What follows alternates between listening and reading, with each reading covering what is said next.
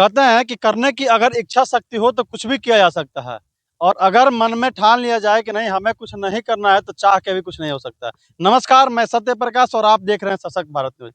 बिहार में विधानसभा चुनाव है, चुनाव की सरगर्मी तेज है, सब लोग अपने अपने तरीके से हर तरफ लगे हुए हैं। सबका अपना अपना प्रयास है, सब अपने अपने विचारों को लेकर मैदान में उतर चुके हैं। लेकिन इन सबके बीच एक सबसे बड़ा जो सवाल है, जो सबसे अहम मुद्दा है, वो आम जनता की मुद्दा है। और इस मुद्दे पे बात करने के लिए कोई तैयार नहीं है। आम जनता का काम है कि जब भी चुनाव आता है, वोट देना, सरकार बनाना, सरकार चुनना, विधायक बनाते हैं, सांसद बनाते हैं और सरकार का निर्माण करते हैं। लेकिन इन सबके बाद आम जनता का तो काम है कि सरकार चुन दी, लेकिन सरकार का जो काम होता है तो सरकार अपने दायित्व से पीछे क्यों हट जाती है। सबसे बड़ा सवाल है आज के समय का कि अगर सरकार चुनने के बाद हर विभाग के लिए मंत्रालय बनाया जाता है, हर विभाग के एक मंत्री होते हैं, तो फिर उस मंत्री को छोड़ के सब कुछ प्राइवेट वाले तय क्यों करते हैं। अगर हम बात करें शिक्षा व्यवस्था की, तो सरकार में एक शिक्षा मंत्री होते हैं। शिक्षा मंत्री का काम है कि शिक्षा के अंतर्गत जो भी व्यवस्थाएं आती है, चाहे स्कूल हो, कोचिंग संचालन हो, या शिक्षा व्यवस्था से जुड़ी हुई कोई भी कार्य हो, जो एक मनुष्य के जीवन में सबसे ज़्यादा ज़रूरी होता है, उससे जुड़ी हुई जो भी व्यवस्थाएँ होती है, वो काम होता है शिक्षा मंत्री का। लेकिन जब बात प्राइवेट स्कूलों की आती है, तो वहाँ पे फीस तय करते हैं सर प्राइवेट स्कूल वाले। वहाँ सरकार कहाँ गुम हो जाती है? वहाँ सरकार क्यों चुप हो जाती है? यही हाल अगर हम देखें स्वास्थ्य विभाग के, स्वास्थ्य विभाग का देखा जाए तो स्वास्थ्य विभाग में एक मंत्री होते हैं, स्वास्थ्य मंत्रालय होता है, उसके अधिकारी होते हैं, स्वास्थ्य विभाग से जुड़े हुए लोग होते हैं। लेकिन अगर हम कहीं इलाज के नाम पर चलते हैं, तो प्राइवेट स्कूलों का फीस तय करता है प्राइवेट संस्थान, प्राइवेट हॉस्पिटल के डॉक्टर, प्राइवेट हॉस्पिटल के प्रबंधक। यहाँ पे सरकार क्यों चूक जाती है? अगर दवा का रेट तय करना हो तो प्राइवेट कंपनियां तय करेगी। मरीजों को जो भी इक्विपमेंट हैं, इलाज से जुड़े जो भी इक्विपमेंट हैं, वो तय करेंगे प्राइवेट संस्थान वाले। यहाँ तक कि जो भी फीस की व्यवस्थाएं हैं, इसके भी कोई मापदंड नहीं है, सरकार के द्वारा कोई मापदंड नहीं बनाया गया। ये भी तय कौन करता है? तो प्राइवेट संस्थान वाला है।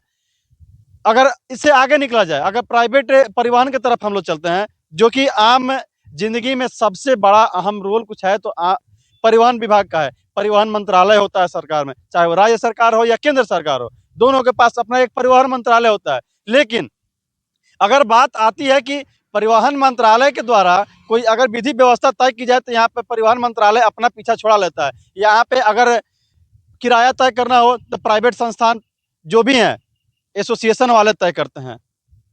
परिवहन विभाग के जितने भी मालिक होते हैं, प्राइवेट मालिक होते हैं, वो किराया तय करते हैं। एक तरह से कहा जाए तो जितने भी यात्री हैं उनका शोषण किया जाता है। सरकार कहाँ चुप होती है? क्यों चुप है इस पे? जब सरकार चुनने का अधिकार आम जनता को है, आम जनता ने चुन के एक सरकार बनाया है, और सरकार बनाने के बाद ये चीज सब लोगों को एक जिम्मेदारी दी गई है कि एक स्वास्थ्य मंत्रालय रहेगा, एक शिक्षा मंत्रालय रहेगा, एक परिवहन डिपार्टमेंट रहेगा, एक जल संसाधन विभाग रहेगा, एक पर्यावरण विभाग रहेगा। हर तरह की विभागें बटी हुई है, हर तरह से एक डिपार्टमेंट बना हुआ है, हर जगह मंत्री हैं, हर जगह सचिव हैं। इसके बाद भी प्राइवेट संस्थान सबसे अहम भूमिका क्यों अदा करती हैं? क्यों प्राइवेट संस्थान ही हर चीज की एक मापदंड तय करती है, सरकार क्यों नहीं तय करती है? अगर सीधे तौर पर कहा जाए तो सरकार मुख्य दर्शक बनी हुई है। इन सारे चीज़ों का संचालन एक तरह से प्राइवेट संस्थानें कर रही है, और आम जनता केवल वोट देने के लिए पैदा हुई है, आम जनता केवल वोट देने के लिए बनी है। उनका बस एक ही अधिकार है कि वो वोट दें, सरकार चुने, लेकिन उनके सरकारी व्यवस्थाएं से कोई मतलब नहीं है। सरकारी व्यवस्थाएं, कोई सुविधा उनको नहीं दी जाएगी। ऐसा क्यों होता है सरकार विभाग में? जब आम जनता सरकार को चुनती है तो सरकार का दायित्व होता है कि आम जनता के लिए हर एक ऐसी व्यवस्थाएं बनाए। जब मंत्रालय बनाया गया है, जब विभाग बनाया गया है, तो उन विभागों की अपनी एक कार्यशैली, एक मापदंड तय की जाए, जिसमें सरकार से डायरेक्ट फरमान जारी हो कि नहीं, ये आम जनता के हित की चीज है और ये ऐसे होना चाहिए। लेकिन ऐसा कुछ नहीं होता है। यहाँ जो भी होगा प्राइवेट संस्थानें तय करेंगे। सबसे दयनीय स्थिति अगर पूरे भारत में सबसे बड़ा अगर सवालिया निशान कहीं भारत में खड़ा होता है, तो वह स्वास्थ्य विभाग और शिक्षा विभाग। आज के समय में शिक्षा के नाम पर अभिभावकों को लूटा जाता है, शोषण किया जाता है शिक्षा के नाम पर।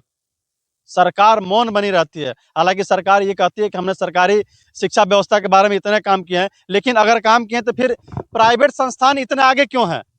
लोगों की आपस से दूरी क्यों है? सरकारी व्यवस्थाओं पर लोगों का विश्वास क्यों नहीं है? अगर लोगों का प्राइवेट संस्थान में विश्वास है तो सरकार ने आपको चुना है, तो फिर आप उनसे सारे बिंदुओं पर ध्यान क्यों नहीं देते हैं? आपका ध्यान वहां आकर्षित क्यों नहीं होता है जहां आम जनता के साथ शोषण होता है, आम जनता को जहां लूटा जाता है? सबसे बड़ा सवाल है आज के लिए कि अगर है, सरकार में अगर शिक्षा विभाग है, तो फिर प्राइवेट संस्थानों में इतनी गुंडागर्दी क्यों है? क्यों आम जनता, अभिभावकों को शोषण किया जाता है? क्यों बच्चों के साथ इतना शोषण किया जाता है ताकि उन पे मानसिक दबाव बने? अगर स्वास्थ्य विभाग भी है, स्वास्थ्य मंत्रालय है, स्वास्थ्य मंत्री भी हैं, तो फिर स्वास्थ्य विभाग का हर मापदंड, हर एक-एक पैमाना, चाहे वो फीस से जुड़ा हुआ मामला हो या किसी भी प्रकार की कोई मामला हो, यहाँ पे प्राइवेट संस्थान वाले इसको तय क्यों करते हैं? क्यों ऐसी परिस्थिति बनती है कि सरकार के रहते हुए सब प्राइवेट संस्थान वाले ऐसा कर रहे हैं? ये बहुत बड़ा सवालिया निशान है। अगर आम जनता सरकार चुनती है तो सरकार का दायित्व है कि सरकार भी आम जनता के पक्ष में कार्य करे। हमें सरकार से ये डायरेक्ट सवाल रहेगा, हम आपसे ये निवेदन रहेगा कि अगर जनता आपको चुन के सरकार बनाती है, आपको गद्दी पे बैठाती है, तो आप भी आम जनता के बारे में सोचें और जनता को शोषण होने से बचाएं। ये बहुत बड़ा गंभीर मुद्दा है आम जनता के लिए, आम नागरिकों के लिए, क्योंकि जो बड़े-बड़े पूंजीपति हों, उनके लिए कितनी भी बड़ी प्राइवेट संस्थान हो, कितना हो शोषण हो, उनके लिए कोई फ़र्क नहीं पड़ता, लेकिन इसमें सबसे ज़्यादा पीसी जाती है आम जनता। सरकार से मेरा निवेदन है कि इस पे विशेष ध्यान दिया जाए, ये ध्यान देने योग्य बात है। ऐसे बहुत सारे तमाम मुद्दे हैं, हर रोज़ एक-एक नए मुद्दे हम आपके लिए लाते रहेंगे, आप हमारे साथ बने रहिए, जुड़े रहिए और देखते रहिए सशक्त भारत न्यूज़। तब तक के लिए जय हिंद, नमस्कार।